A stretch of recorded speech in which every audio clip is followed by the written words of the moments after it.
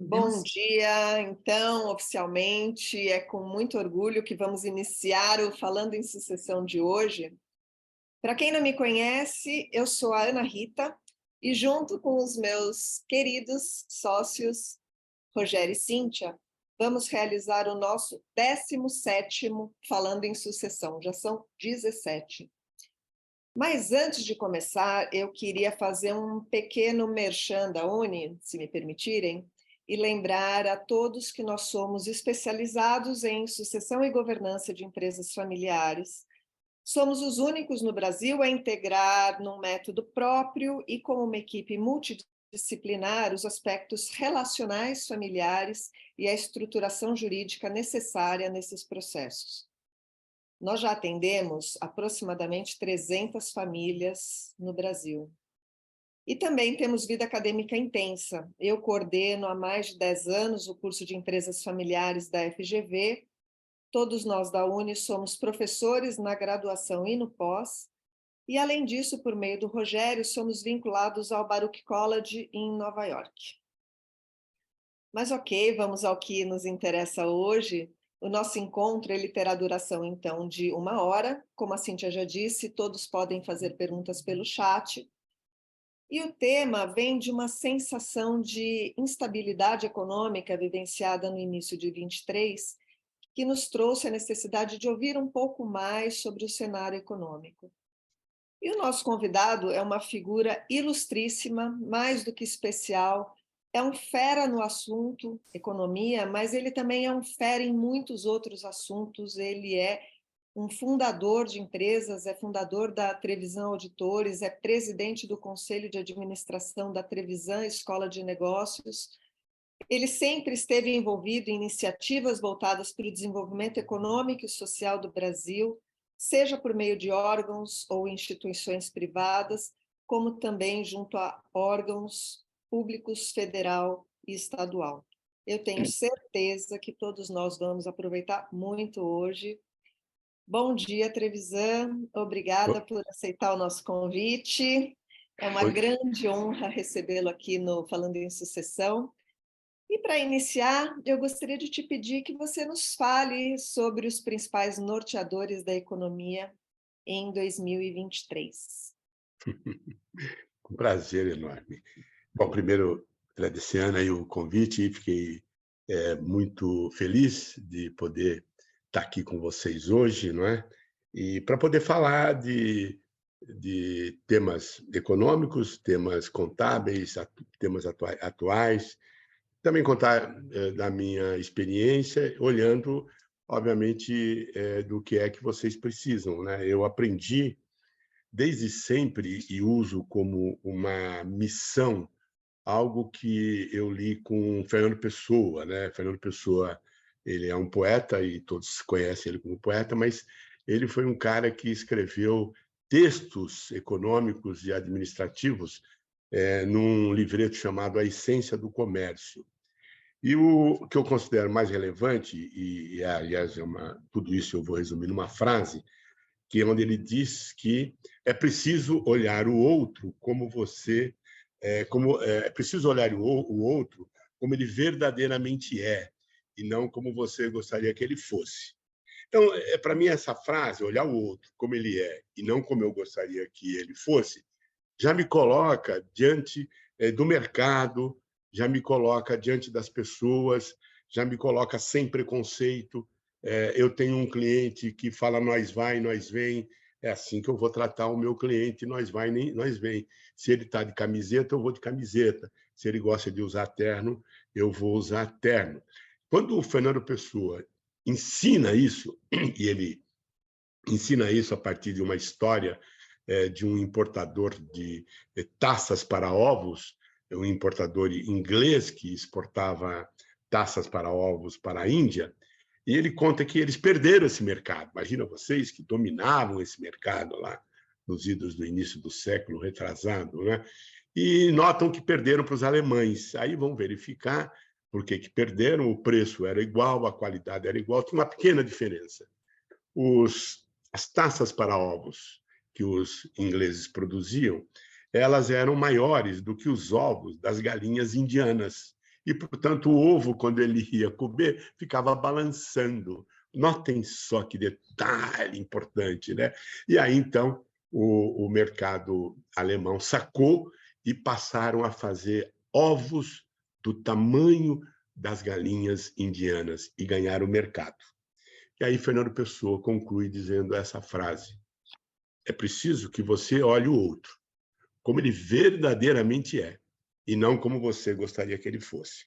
Então, eu usei isso basicamente em toda a minha vida, com os meus clientes, nas minhas consultorias, e recomendo também para vocês, não é? Porque é muito natural que nós queiramos que os outros sejam iguais a gente. A gente se irrita quando o outro não é igual. Então, você olha um ministro da Economia, como agora o Haddad, você diz, nossa, mas eu queria que ele fosse mais liberal na economia. Querias, mas ele não é. Então, eu tenho que passar, fazer a minha análise diante daquele tipo de ministro que vai conduzir a economia. Então, ele vai olhar muito mais para a geração de renda. Ele vai olhar muito mais para as classes menos abastadas. É uma mudança. Então, eu não preciso entender de economia, mas eu vou me preparar enquanto dirigente, enquanto um CEO, diretor, sócio, sucessor, para essa visão. Eu não vou brigar com esse conceito, porque eu vou perder dinheiro. Eu vou procurar me ajustar a esse novo planejamento. Qual é o novo planejamento? É aquele que desmatava ou aquele que não estava olhando para as questões sociais? Acabou. Agora é um outro. Não vamos entrar no mérito político se é melhor ou pior, mas ele é. Então, a cabeça da gente, independentemente do lado político, eu, enquanto empresário, tenho o dever de olhar aquilo como ele é e não como eu gostaria que ele fosse. Ponto. Não gastar energia e tocar o nosso negócio. O balanço para o ano que a gente faz, que eu faço, ele tem, obviamente, um componente importante que foi a pandemia. Então, a pandemia nos traz consequências, basicamente de duas ordens. A primeira é relacionada a crédito. As empresas, as pessoas, no mundo todo, na Europa, muito, nos Estados Unidos, nem pensar, e no Brasil também, tiveram, durante um período, acesso a crédito abundante para sobreviverem. Conseguiram sobreviver, mas elas têm um passivo grande. Elas passaram a ter endividamentos enormes, tanto público quanto privado. Esse é um dado. Esse é um dado que reflete em preços. Olha como é curioso. Porra, eu tenho que produzir, vender e ainda dar conta de pagar passivos de períodos que eu não realizei vendas, que eu não tive lucro. Vamos pegar as companhias aéreas. A gente reclama, fala, pelo amor de Deus, agora estou organizando, vou para Nova York, tem uma palestra lá em junho, e o preço das passagens, caríssimo, né? Por quê? Porque essas companhias estão cuidando de dar conta do endividamento que tiveram, passaram 2 anos sem trabalhar. Então, esse é um dado. Nós, enquanto empresários, vamos lidar com companhias mais endividadas. Então, esse é um primeiro ponto. E com juros mais altos. Os juros mais altos, porque nós temos uma inflação decorrente dessa enorme oferta de dinheiro que foi colocado para a economia. Agora, você vai passar um ano, a inflação ela já atingiu o seu auge e ela entra agora num processo declinante. Mas vejam vocês, foi uma inflação? Por quê? Porque as pessoas não consumiram nesse período da pandemia e agora querem consumir serviços. Pessoas querem comer mais, querem consumir serviços, querem viajar. Então, naturalmente, que os preços se elevaram. Mas os preços se elevaram, e aí eu chamo a atenção de vocês, Ana, e todos que estão aqui comigo, porque enquanto a pandemia persistiu, houve uma ruptura de elos. Vocês imaginam que nós vivíamos num ambiente econômico e comercial, que o navio saía lá da China, aportava aqui em Santos, pegava e carregava café e levava para lá, ou minério de ferro. Era uma maravilha, tudo estava funcionando. De repente, os navios ficaram todos parados lá na China, em Roterdã. O que vocês acham que aconteceu? Quebrou-se um elo sistemático de entregas. O que isso produz agora para nós? É importante estar atento. Você nota preços voláteis, preços que você acha que o produto valeria 10 e ele está sendo vendido por 10, por 100, e um outro que valia 10 está vendido por 3. Nós perdemos um pouco as referências dos preços relativos. Então, é um esforço que a gente tem que fazer, Ana, de começar a... Eu, por exemplo, lido com gado também, eu tenho uma fazenda de gado, né? Eu crio bezerros. Eu noto, eu vendi bezerros há 6 meses, não sei se no grupo tem também pecuarista e tal, mas eu vendia bezerro há 6 meses, a R$ 2.000 a cabeça, eu não consigo vender agora por 1.400, 6 meses depois. Por quê? Porque tem um desbalanceamento. Bom, eu vou me matar? Não, eu sei que é temporário. Tem que... Trevisan, Pois não. essa quebra na cadeia, Pois né, produtiva que você menciona foi, de fato, com perdão da redundância, foi, de fato, um fato, né? A gente teve que nos adaptar e quando a gente percebeu que isso estava em recuperação, que a gente estava retomando, de repente, uma guerra na Ucrânia, trouxe, em menos de um mês, um reflexo enorme para o mundo inteiro, né? Por exemplo, o preço do trigo no Brasil foi lá para as alturas e a gente não imaginava que uma guerra tão distante pudesse gerar impactos na nossa realidade brasileira de uma maneira tão violenta e tão rápida, né? Essa é outra externalidade que acaba impactando o nosso cenário atual aqui. É verdade, Rogério, e sobretudo em produtos, insumos para a produção agrícola, né? Porque praticamente a gente ficou sem fertilizante, vocês lembram de toda a negociação que foi feita, porque a grande parte vem da Rússia, né? Então, esses fenômenos, a gente, enquanto empresário, nós não estamos acostumados, né, a analisar as questões do ponto de vista geopolítico. Qual segurança geopolítica que eu tenho no fornecimento dos insumos da minha empresa? Que segurança eu tenho? Eles estão garantidos? Eu passo a desenvolver mais aqui no Brasil, eu faço contratos com outras, digamos assim, unidades, organismos internacionais, para que eu não possa ficar dependendo de um. Muitas vezes as pessoas achavam o máximo. Nós temos um grande, único fornecedor. É o caminho para o precipício, quando você percebe que tem uma guerra que acaba com você. Esse é um ponto. O outro que eu queria aqui com vocês dizer é sobre ceticismo. Há uma questão, eu fiz minha carreira em auditoria, o auditor trabalha com ceticismo, né? Quando as coisas vão bem, em geral as empresas, os conselheiros, né, eles dizem amém, amém, querem ser simpático para o CEO, para o presidente do conselho, né?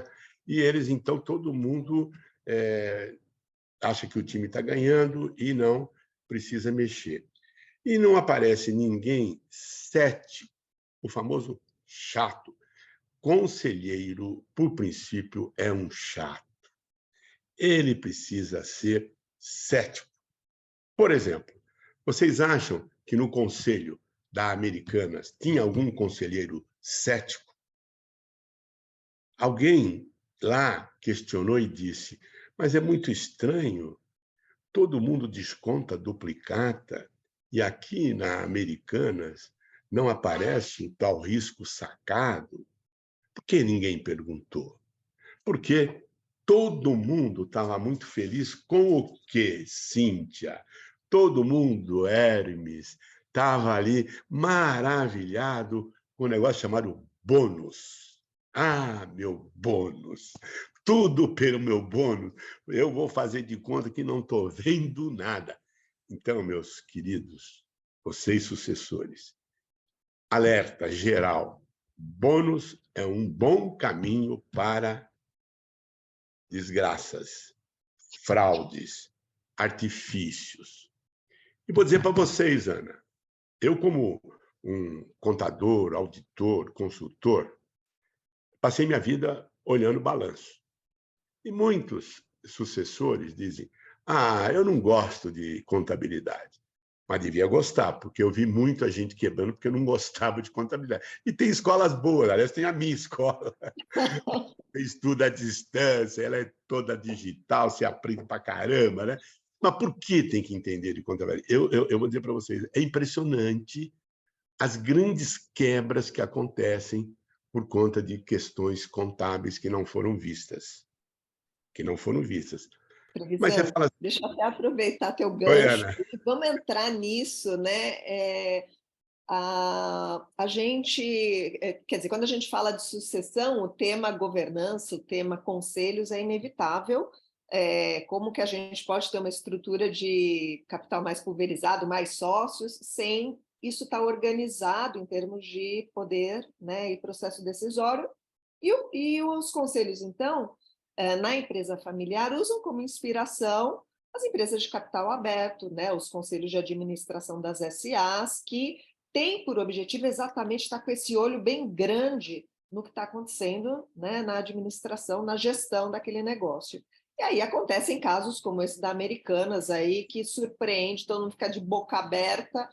Se você até puder desenvolver um pouco mais, qual é a sua visão, Trevisan, do porquê que isso acontece? Como é que, de repente, todo mundo é pego de surpresa, né? Você deu uma dica aí sobre bônus, mas acredito que você tenha aí uma visão de outros pontos, né, Uma que visão técnica, né, inclusive também. Sim. invalidam a nossa própria visão sobre a importância de um conselho. A gente fica meio sem argumento, né? Porra, como é que se acontece isso numa grande empresa, como é que numa empresa familiar de médio porte daria conta por meio de um conselho, né? Aí é que está. Não, e de fato é verdade. Eu faço parte do comitê do Conselho Federal de Contabilidade, que foi criado com 7 contadores para estudar o caso e para conversar com os envolvidos. Então, o que a gente tem analisado desde janeiro é que houve, de fato, uma fraude, não é? A rigor, a contabilização desse risco sacado, ela não acontecia. E os membros, alguns da administração e os auditores, eles não tomavam conhecimento com essa operação. E o que ela é tão escandalosa, porque você diz, mas então como é que dentro de um sistema contábil, a hora que o banco estendia os prazos de pagamento, que a fatura vencia, a duplicata vencia em 60 dias, em 30, em 90, não depois davam conhecimento de que eles passavam a ser os detentores daquela dívida, não é? Eles, os bancos, porque o fornecedor recebeu a paga pela venda do seu produto e o banco assumiu aquela, vamos chamar, duplicata, né? Ocorre que, pela pressão dos juros, é muito importante olhar isso. Quando os juros saíram de 2% para 14%, você consegue, digamos assim, rolar uma dívida de maneira até informal, dado que a companhia, isso é muito também tem que se registrar, uma companhia que tinha esse trio de donos conhecidos mundialmente, que todo mundo reverenciava, não é? Tome muito cuidado com isso também, muito cuidado. Todo mundo reverencia e ninguém faz a pergunta cética, não é? Mas eu não preciso ter garantias. Imagina, se vai ter garantia, afinal, eles são donos do mundo, eles jamais vão dar um calote, não é? Bom, então, o que no fundo aconteceu? Não se contabilizavam mais os juros dessa dívida que era estendida, e o pior, né? O auditor não tinha acesso a essa informação, ele não tomava conhecimento. E o pior dos piores é que, uma coisa que eu recomendo, e que lá se fazia, a tal carta de representação da alta gestão.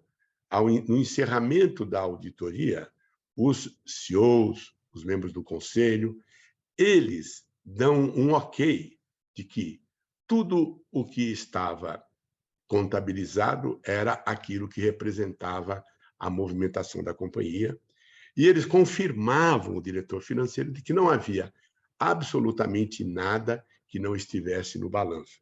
É uma confirmação escrita ali, assumida, não é? E eles fizeram isso. Aí você pergunta, por que fizeram? Afinal, o CEO foi embora. O diretor financeiro se negou a fazer ainda a oitiva, não é? Por conta de que haviam interesses de bônus e de dividendos muito grandes. Então, achava-se que é a corrente da felicidade, de que os juros iam cair e eles conseguiriam repor esse buraco que estava na contabilidade. E isso, com a taxa de juros que saiu de 2% para 14%, tornou aquele valor administrável num passivo de 20 bilhões. Aí o que falhou, então, Ana? O que falhou? Primeiro, o excesso de confiança. Excesso de confiança no conselho, excesso de confiança na gestão, excesso de confiança nos acionistas. Faltou ceticismo, que eu falo nesse livro, Cíntia, ceticismo. Se vocês que estão aqui me assistindo são membros de conselho de administração, façam perguntas. Não existe pergunta boba, não existe pergunta tola. É do tipo, olha, eu olhei o balanço da Magazine Luiza e vejo que lá tem uma conta de bancos de longo prazo de crédito, né, de desconto de duplicata. E por que nós não temos isso? É a pergunta que tem que ser feita. A pergunta chata. Olha, todas as operações estão sendo mesmo contabilizadas? Então, a reunião do conselho, ela não pode ser, meus amigos e minhas amigas, um momento de tomar um chá, um café, bolacha. Eu vi esse caso na Sadia, quando teve aquele enorme rombo, aquele problema, nós é que fomos encarregados, é público, né?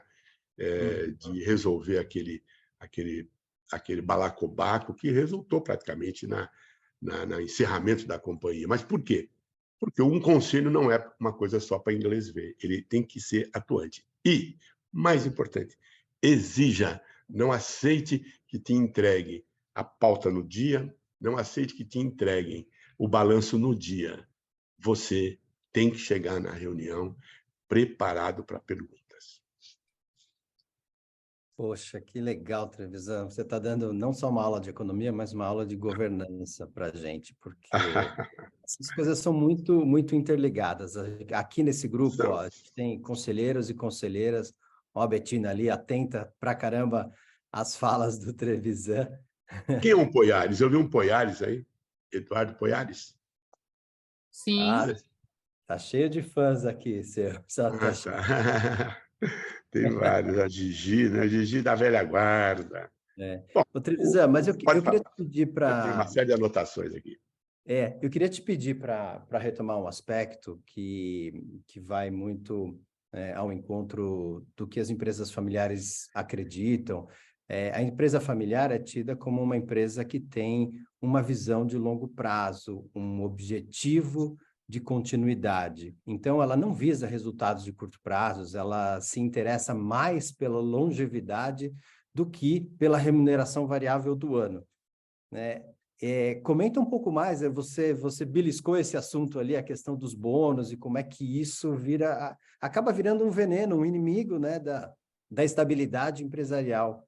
Se você puder retomar desse ponto. Claro. Pois existem formas e formas, né? Quando é que o bônus ele é tóxico?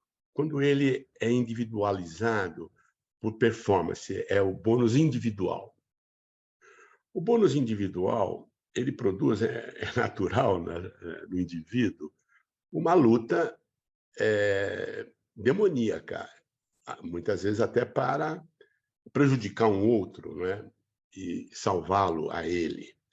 O bônus ideal é o bônus coletivo, para um departamento, para um grupo. Por quê? porque ele leva aqui todos por um por todos, que, no meu entendimento, é muito bom para a companhia, quando um companheiro que está dentro daquele grupo que vai receber o bônus possa estar com um problema, e isso vai prejudicar o bônus de todos. Aí vai alguém e dá apoio para ele. Então, o bônus não é algo para ser extinto, mas ele tem que ser montado para que ele não cause distorções, para que os beneficiários do bônus, aí é que está, vendas, por exemplo, que é comum ter bônus, que ele não crie condições para receber aquele bônus de forma artificial, que ele não pratique vendas vazias, não é? Por exemplo. Então, quando o bônus é individualizado, fica mais fácil que haja distorções. Quando ele é coletivo para o grupo, ele é mais justo e ele não coloca a companhia em tanta roubada, né? Como eu gosto de dizer. Excelente, excelente. Trevisan, muita gente se preocupa, né, e ficam procurando respostas nas bolas de cristais sobre os principais indicadores que nos guiam, né? Puxa, como é que nós vamos terminar o ano com o dólar? Como é que vai ser a nossa inflação? Está com tendência e vai continuar em queda? E a partir de quando que a nossa taxa de juros vai começar a cair? Você tem a sua bola de cristal aí no teu escritório? Não. Eu não tenho a bola de cristal, mas eu estudo muitas pessoas, né? Por acaso, as pessoas que estão hoje dirigindo o país são pessoas que eu conheço de mais de 20, 30 anos, ou porque estudamos, ou porque trabalhamos juntos, né? Ou porque eu convivi muito proximamente, não é?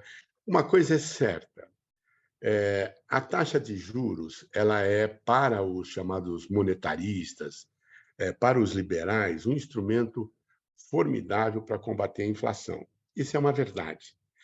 No limite, quanto maior a taxa de juros, menor a inflação.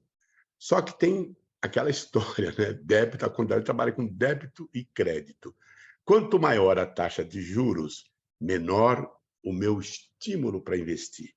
Eu não vou investir com uma taxa de juros de 14% ao ano. Eu prefiro aplicar numa renda fixa, confiável também, porque as rendas fixas não é porque é fixa que ela não varia, né? Então, veja, esse é um aspecto. O outro, obviamente, é da redução do desejo de comprar coisas. A taxa de juro alta, eu tendo a não comprar coisas. A tendência é a economia desacelerar e as pessoas perderem seus empregos, as pessoas atrasarem os seus boletos, etc, etc. Ah, mas é o risco, é o custo, é o mal necessário para que não haja inflação. É verdade. Mas você tem que combinar com os adversários. Essa é a questão. É bonitinho falar isso, né? É facinho falar, você vai estudar nos livros clássicos, né? Só que tem uma turma ali, eu participei de um debate agora lá em Lisboa, com o André Lara Rezende, que é um dos pais do Plano Cruzado, o Plano Larida, Lara Rezende, Pércio Arida. E ele fez uma abordagem maravilhosa, né, de que ele tinha mudado a visão dele, né, porque o economista, ele, em geral, ele é frio e calculista. Ele não trabalha, ele não dá soluções para pessoas, ele dá soluções para coisas. Só que quem sofre as consequências são pessoas. Elas não aceitam morrer assim, do nada. Elas atacam, elas ficam violentas, elas assaltam, etc, etc. Então, voltando à estrutura de governo que nós temos a partir de 1º de janeiro. É uma estrutura voltada para a melhor distribuição de renda. Isso quer dizer que a taxa de juros deve sim cair. Por quê? Porque com as melhoras nas relações internacionais, vai se melhorar bastante as exportações, é importante olhar o comércio exterior, não é? E há uma atenção muito forte para aqueles que hoje não consomem, que vão passar a consumir através de programas sociais. Ah, mas Trevisan, de onde é que vem esse dinheiro, não é? De onde é que vem esse dinheiro? Aí sim, vem de uma reforma administrativa e vem de uma reforma tributária. A reforma tributária está em curso. Ela, a gente discute com os autores já há bastante, há pelo menos 3, 4 anos, a Cíntia também acompanha, né? O Bernard Api, colega de longa data, o Nelson Machado, né? Então, são pessoas que estão à frente disso, que formam um grupo na FGV, CCIF, né? Bom, basicamente, o que vai fazer? Vai reunir os impostos. Você fala, pelo amor de Deus, vai vir uma alíquota de 25, 27. Imagina a Uni agora, a hora que emitir uma fatura, vai meter fatura R$1.000, IVA 230, total 1.230. Perceba. Aí você manda essa fatura para os teus clientes. Aí ele vai olhar e falou, pelo amor de Deus, antes eu recebia uma fatura de 1.100, porque era ISS, mais algum bagulho ali, não é? É verdade. Qual é a diferença? Que o cliente que recebeu, uma indústria, uma pecuária, uma outra empresa de serviços, vai receber esse imposto que pagou esse imposto de 230, e ele vai se creditar. Antes ele não se acreditava. Essa é a diferença. Então, na hora que ele vai calcular o IVA, né? O imposto sobre a mercadoria que ele industrializou, etc., todos os impostos, todos os créditos tributários, sem exceção, que é muito diferente, ele vai abater do imposto que ele vai calcular. Então, de certa forma, ele é muito mais justo. Ele vai ter, claro, num primeiro momento, um impacto para aquelas companhias que, como eu, por exemplo, como vocês, tinham aí um imposto da ordem de 4, 5% sobre vendas, né? Agora vai ser de 23%. Mas o meu cliente ele não se aproveitava daquele imposto que eu cobrava dele. Agora ele se aproveita e passa para frente. De modo que, ao final, você vai saber exatamente que naquele produto que você está exportando ou naquele produto que você consumiu, tinha exatamente 23% de imposto. É um avanço, sim. Vai passar? Essa é outra questão. Difícil. Difícil.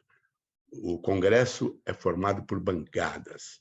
As maiores bancadas são as bancadas da bala, a bancada religiosa, a bancada dos bancos. Então, na análise econômica, não basta analisar o PIB, não. Você tem que analisar como que o Congresso está formado e como é que ele vai conviver com as propostas. Excelente. Cíntia, você Vamos consegue... sentir o nível do ceticismo, usando a palavra do Trevisan, vamos sentir o nível do ceticismo aqui desse grupo, Roger? Acho ótimo, Cíntia. Você Como é que consegue tá? soltar uma rápida enquete aqui? O pessoal está cético, aí não estou vendo Vamos pergunta. soltar uma enquete aqui. Você consegue soltar, Cíntia? Estou soltando, pessoal. Vai chegar uma enquete aí para vocês. Respondam, por favor, para a gente poder medir a temperatura aqui do ceticismo versus otimismo. Vamos ver.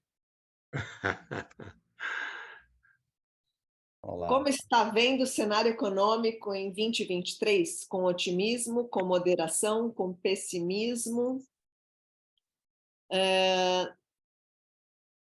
Temos um cenário aqui bem equilibrado, está todo mundo indo para moderação. Sim. Pô, meu, mas não vale resultado responder... aí, Trevisan, está aparecendo para você o resultado? Não vale responder por torcida, porque eu não gosto do Lula, eu gosto do outro. Aí não é é uma falsa a resposta. visão política aqui, né? A gente atende a fazer isso. Ô, Trevisan, você podia comentar esses resultados, até considerando a GV tem aquele índice que é ótimo, que ele influencia muito, que é o índice de confiança do empresário, né? Por meio desse índice, a gente consegue sacar como é que os empresários estão otimistas ou não, investindo ou não, e isso vai ajudar ou não o nosso desenvolvimento econômico, né? Gente, eu vou fechar aqui a enquete, então. Tá. A gente tem um resultado de 54% com moderação, né? 33% com pessimismo e 13% com otimismo. Olha, eu acho que o grupo está bem alinhado, viu? Porque, como eu disse, apesar de você ter boas propostas, você não pode deixar de compreender que o Brasil se tornou muito dependente do parlamento, do Senado, né? Como nunca foi. Então, hoje, não basta você encaminhar boas propostas, você tem que analisar o que eu falei agora há pouco das bancadas, né? Os interesses, né? Que estão em jogo, né? Então, se não passa um imposto único, como seria no caso do IVA, é possível que passe um que eles estabeleçam determinadas alternativas. Igreja, por exemplo. Não, igreja não pode tributar, porque mexe com Deus, Deus não gosta de tributo, tem coisas assim que são muitas vezes alegadas. Então vamos fazer uma exceção. Aí a gente tem que ficar cético, né? Porque as exceções elas não são boas, porque elas abrem espaço para outras exceções, para outras exceções. Eu participei de 4 reformas tributárias no Brasil, que nenhuma foi para frente, né? Por quê? Ela não pode ter inimigos. Quando ela tem... É pé frio, hein, Trevisan? Não se envolve nessa agora, então. Eu não estou, por isso que eu não estou. Eu não estou, menina. Por isso que eu estou achando que vai passar com mais tranquilidade, né? Vai passar. E acho que também há um consenso, né, de que nós temos muitos tributos, que ninguém aguenta mais, né? Isso é um fato. Então, eu penso que este deve passar com 90%, digamos assim, da proposta, né? Porque todo mundo quer e ele é muito mais justo. E tem que ser bem explicado. Acho que a comunicação dele não está sendo boa.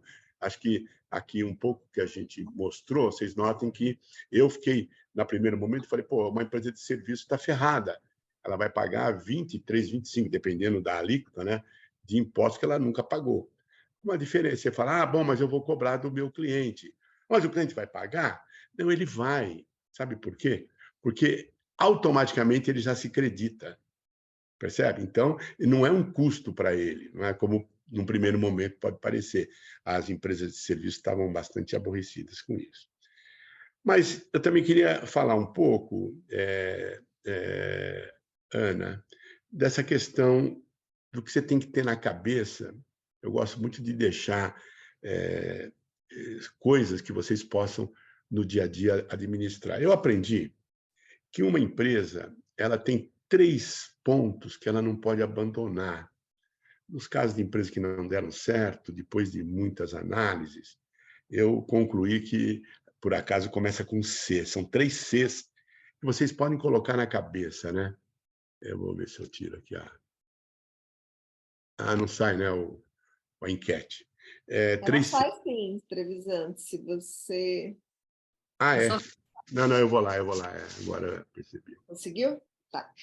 Pronto, saiu. Eu não estava vendo vocês. Então, é custo, controle e caixa. Vejam, o caixa, se você está sem caixa, você morre rapidamente. Você não tem saída, né? Se o teu custo é baseado em quanto custa as suas coisas, você está ferrado também, porque provavelmente o seu concorrente ele sabe comprar melhor, ele sabe produzir melhor. Eu vou daqui a pouquinho falar de uma formulinha que eu uso que me ajuda muito. E o controle. Então, se a tua empresa tiver os 3 Cs e você tiver nas suas reuniões, seja o chato da reunião. Você pergunte sobre o caixa, sobre o custo e sobre o controle. Caixa, custo, controle. Caixa, custo, controle. Não tem como errar. Trevisan. Oi? A Gigi fez uma pergunta aqui pelo Fala, Gigi. Querendo saber a respeito da auditoria. Como que ela pode ser realmente um instrumento confiável, né? O resultado de uma auditoria pode ser lido como a voz da verdade? A gente, como conselheiro ou como membro de uma empresa familiar, acionista, pode confiar no resultado da consultoria? Pode confiar. Auditoria, desculpa. Não, mas você tem que ler o relatório da auditoria. Esse é um ponto, Gigi, uma pergunta muito boa. Poucas pessoas leem as notas explicativas. Há pouco me ligou um jornalista e estava dizendo que, há pouco não, tem um mês, a Ambev vai quebrar. A Ambev vai quebrar. Eu falei, o que você acha? Eu falei, eu vou ler o relatório. Tinha 138 páginas, né? Estava tudo absolutamente lá, inclusive o problema que ele tinha citado, que eles teriam cerca de 50 bilhões de passivos tributários e contingências tributárias. Mas só que estava lá, numa das notas, explicando do que se tratava. O que ocorre com o auditor? Né? Em geral, as pessoas dizem, olha, eu sou uma empresa auditada, então estou bem. Ah, não. Se é uma empresa auditada, é um primeiro passo. Qual foi o resultado do seu parecer? O parecer diz que está tudo bem ou o parecer tem exceções? As notas explicativas tratam de problemas de controles ou não tratam? Ou seja, tem que ler cuidadosamente o parecer do auditor e as notas explicativas. O outro ponto, eu fazia isso lá no CIE com uma enorme frequência. Vejam vocês. Boa. A Marilene, agora essa eu não posso perder. Custo controle, ela anotou um outro C, chato. Exatamente, Marilena. Sensacional. Vou aqui anotar aqui, mais chato, né? Mais chato. Boa, boa. E aí, Marilena, lá no CIE, eu era presidente do conselho. Eu convocava o auditor sentava, façam isso, na mesa com os conselheiros, e eu fazia perguntas objetivas. Senhor auditor, o inverso do que ele fazia com a gente. E aí eu fazia as perguntas. Os senhores tiveram acesso a toda e qualquer informação aqui na companhia? Sim ou não? Sim, isso gravado e registrado. Os senhores ficaram sabendo de alguma questão externa ocorrida com a companhia que não foi tratado aqui no relatório? Sim ou não? Os senhores entendem que a companhia tem algum risco de curto, médio e longo prazo? Ou seja, o auditor, ele é um cara que detém muita informação, mas ele não pode ser tratado como um mal necessário. Muitas empresas tratam como um mal necessário. Outras dizem assim, eu não gosto porque vem uns trainees, vem uns assistentes que não sabem nada da empresa e fazem perguntas boçais. Meus queridos, minhas queridas, vivam os trainees, vivam as perguntas boçais. Sabe por quê? O caso lá atrás da quebra do Banco Nacional, sabe por que quebrou? Lá atrás, por isso que mudou um monte de coisa. Ou da Sarbanes-Oxley, nos Estados Unidos, porque ninguém mais fazia perguntas, os auditores não faziam mais perguntas boçais. Eles estavam tão acostumados a auditar aquelas companhias, que eles já acreditavam de antemão o que eles iam encontrar. Por isso, o rodízio. Os clientes não gostam. Olha, gente nova, eu quero aquele mesmo gerente. Aí mora o perigo. Quando o teu CEO reclama que quer que venha o mesmo sócio, o mesmo gerente, fique de olho. Aliás, uma pergunta que eu recomendo que vocês façam. Quero saber se a equipe que está auditando o balanço da minha empresa esse ano é a mesma do ano passado. É uma pergunta excelente, porque se for, não deixe. Diga, não, eu quero que mude. Quero que mude. É mais uma garantia, né? O trabalho da auditoria, ele é feito para não ter conchavos. Ele é feito para não ter conchavos. Ele é uma pirâmide. Começa aqui, pelo trainee, pelo assistente C, o assistente B, o assistente A, supervisor B, o supervisor A, o G. Vai passando. Ninguém dentro de um processo de auditoria tem o poder individual de decidir. Depois vai para um comitê. Por isso é que eu digo, pode ter fraude, mas ele tem que ser bem enganado e, em geral, é uma quadrilha que praticou aquilo. E aquela velha história, ruim com o auditor, pior sem ele, viu, gente? Pior sem ele. Se não tivesse, não haveria um negócio no mundo. Sabe por quê? É simples. Ninguém tem peito de dizer que aquela empresa é boa ou não. Então, ele precisa de um auditor para dizer, porque o cara não tem, não. Ele fala, depois não há trolha em cima de mim, eu quero que vá trolha no advogado, no auditor, né? É isso mesmo. Ele é necessário. Advogado, hein, Trevisan? Falamos também de advogado. É ruim com ele, mas é bem... Cíntia, a gente faz bullying com você de que é a parte chata do nosso trabalho é do advogado, mas a gente podia então ter um auditor na equipe, que daí eles seriam... Cíntia, advogado é de todos o pior. A diferença é que ele ganha melhor que o auditor, essa é a diferença, né? A minha advogada, ela diz assim: oh, bom dia, Trevisan, eu tenho que dizer uma coisa. Eu já penso logo que é uma trolha. Não, olha, ganhamos a causa tal. Ela não vem com uma ênfase.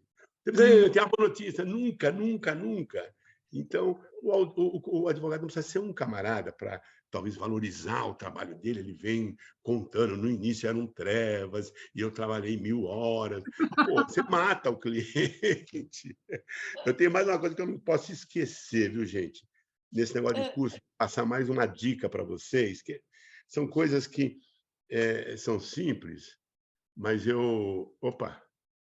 Caiu? Não, estamos te ouvindo.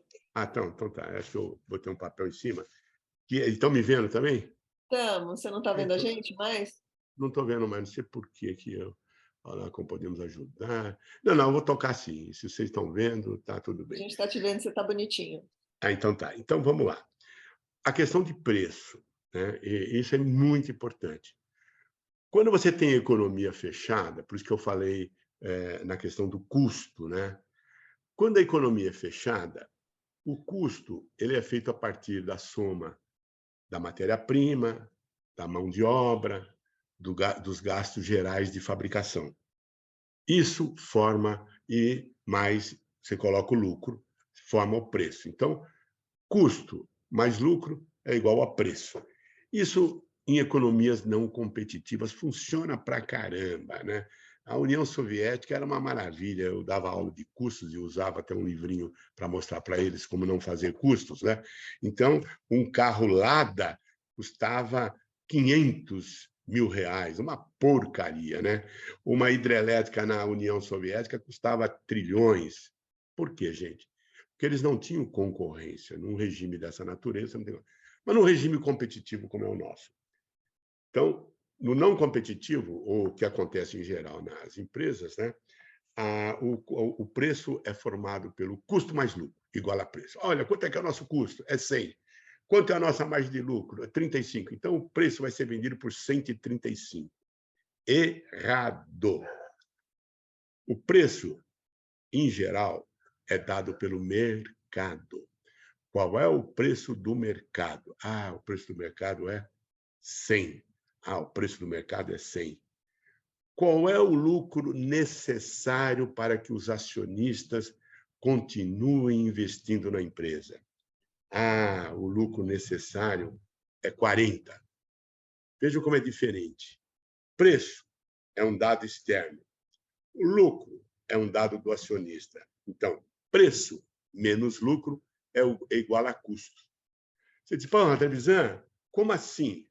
Queridos, o custo vai ser exatamente aquele que decorre da diferença entre qual é o preço do produto que o mercado está vendendo, menos qual é o lucro que o acionista precisa para continuar investindo, e a diferença é o custo, qualquer que seja.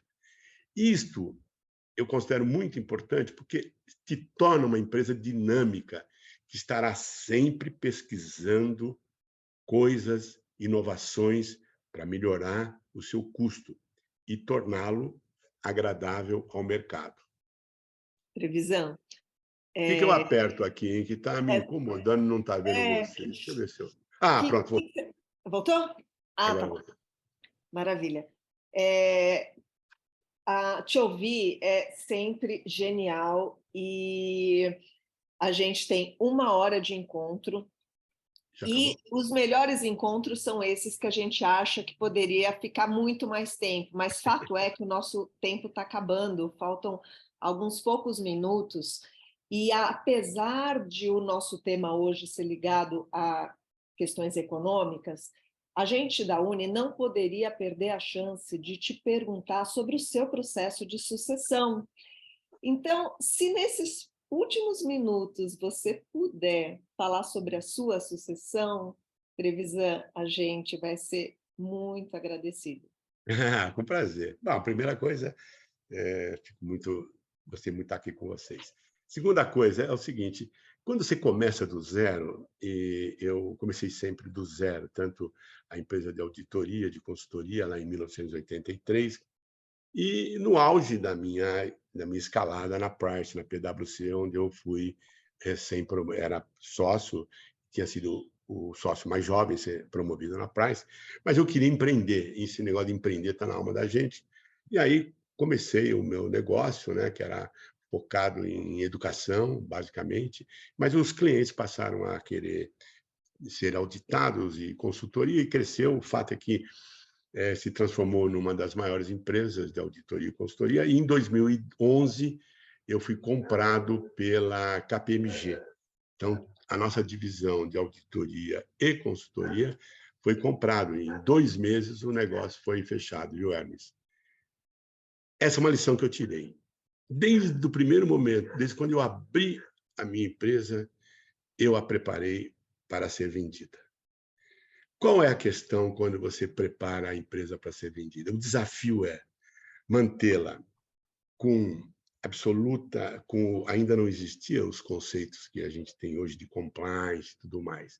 Eu, apesar de ser eu sozinho quando comecei, eu já tinha todas essas questões. Então, durante 27 anos que a minha empresa existiu, ela estava prontinha, ela era auditada, ela tinha conselho, ela tinha comparações com as outras Big Four, etc., etc., e por isso a operação foi fechada em 2, 3 meses, por porteira fechada.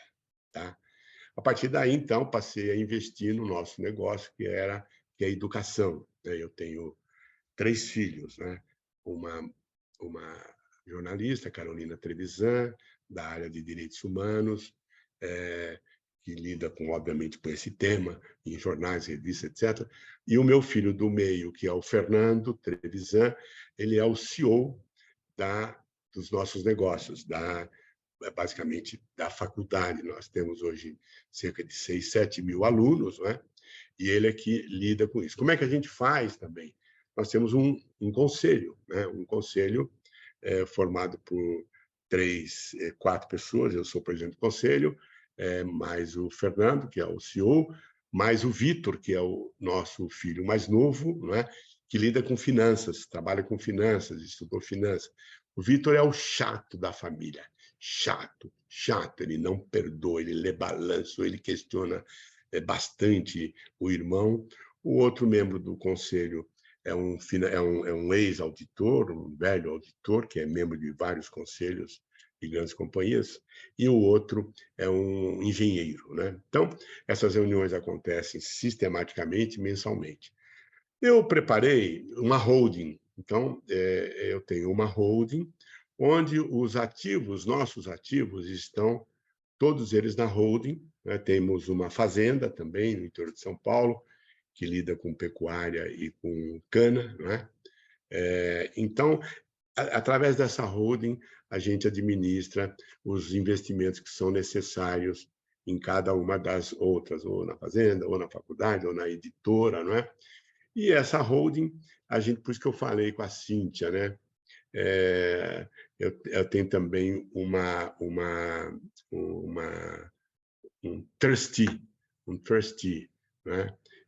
Para que a sucessão seja automática, né? E as minhas aplicações pessoais, elas basicamente são em VGBL. Eu penso em sucessão 24 horas por dia, né? É curioso até, uma história que eu vou contar para vocês. Quando o nosso temporão nasceu, o Vitor, o mais velho tinha 14 anos, né? E aí eu estava com 46 anos quando tivemos o Vitor. Ele tem 29 hoje. Então, naquela ocasião, eu fiz um seguro, não é, para até 100 anos de idade. Então, eu já avisei meus filhos.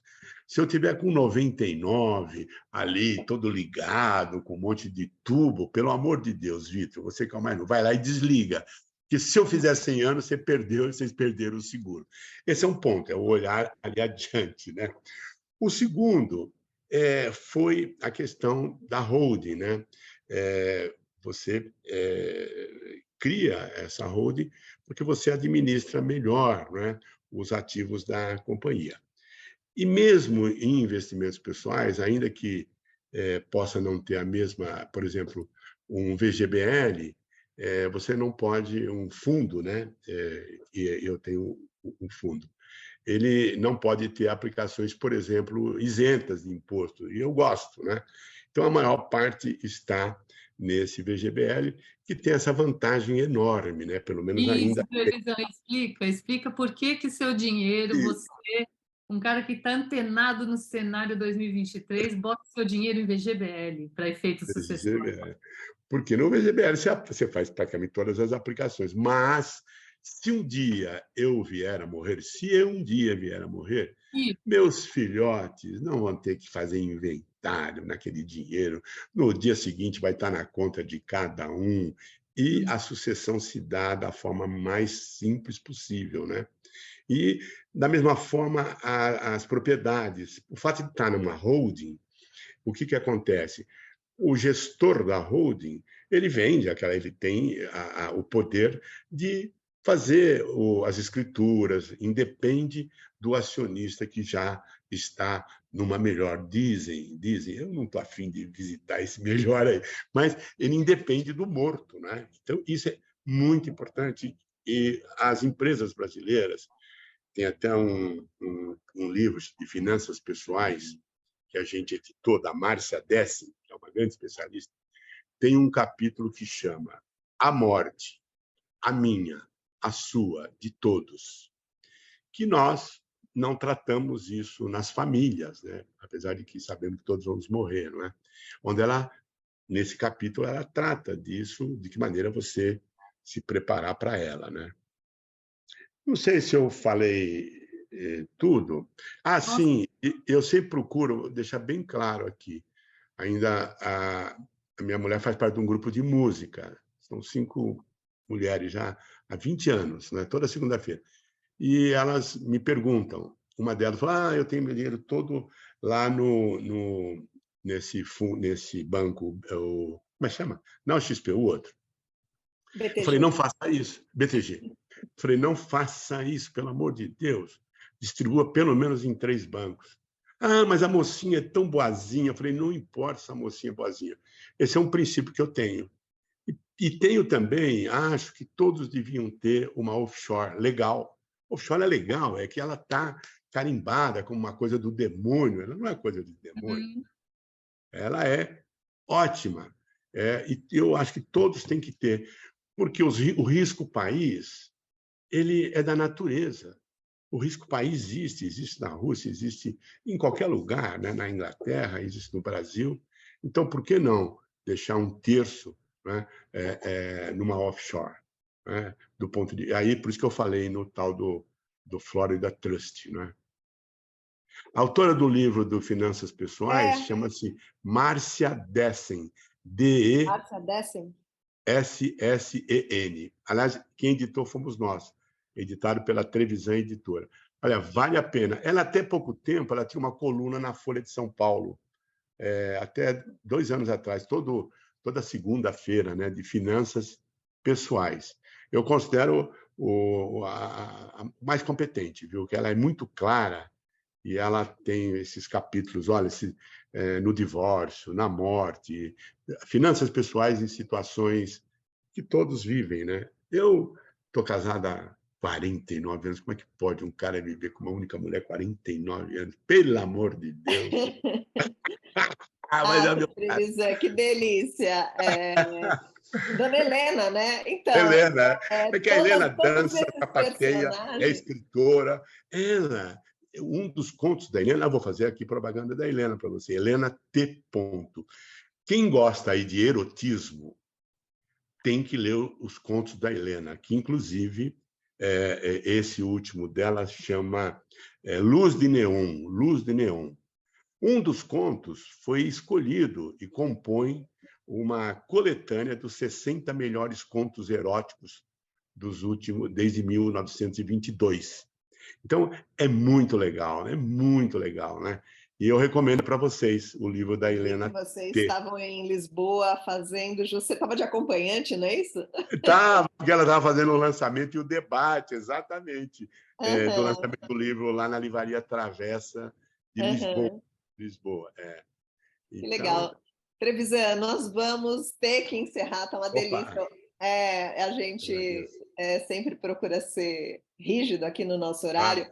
Eu quero até aproveitar que você falou de todos esses personagens, a Dona Helena, Vitor, Fernando, Carol, todos, e para falar a minha emoção de recebê-lo aqui hoje. Eu comecei a minha carreira na Trevisan, isso assim em 1995, há quase 30 anos, né? Na época eu era uma estagiária e o Trevisan já era essa figura que a gente viu aqui hoje, carismático, uma figura mítica mesmo. Ao mesmo tempo que era mítico, ele era super acessível, era aberto, era uma pessoa incrível mesmo. Então, para mim, hoje recebê-lo é como assim, se eu fosse uma atriz, é como se eu estivesse contracenando com a Fernanda Montenegro no palco. Eu estou num misto assim de orgulhosa e super nervosa, mas Imagina, uma delícia na época ter que era uma reencontrado inspiração você. como estagiária até hoje, que trouxe milhões de Legal. aprendizados hoje para todos, e inclusive e especialmente para a gente, para a Cíntia, para o Rogério, para mim, então foi muito bom. Obrigada, Trevisan, pelo seu tempo, obrigada por Obrigado a tudo. todos vocês. Se tiverem tempo, quiserem fazer cursos, bons cursos, são sempre digitais, façam lá com a gente, na Sim. Trevisan Escola de Negócios. Eu garanto que vocês vão gostar, porque tem essa pegada que vocês viram aqui. A gente leva as pessoas a aprenderem, aí sem ser chato, viu, gente? Aí, porra, aprender com chato ninguém aguenta, né? Você sempre foi Não precisa. visionário, né? Essa coisa do digital, hein, Trevisan? Lembra disso? É. 99 a gente já estava mexendo com isso já. E aí veio a pandemia e a gente entregou os campos todos, né? E ficou 100% digital. Excelente. Obrigado, Ana. Obrigado, Rogério, a Cíntia, a todos vocês. Estou vendo a Cláudia aqui, né? O Tonelli, né? Tonelli, é tudo um sobrenome que em algum momento eu conheci. Não sei se são Flora Tonelli. Isso aí. as queridas aqui. Maravilha. Então. Obrigada. Obrigado a vocês. Obrigada, Tchau, obrigada, Trevisan. Muito obrigado. Tchau. Tchau, pessoal. Obrigada. Tchau.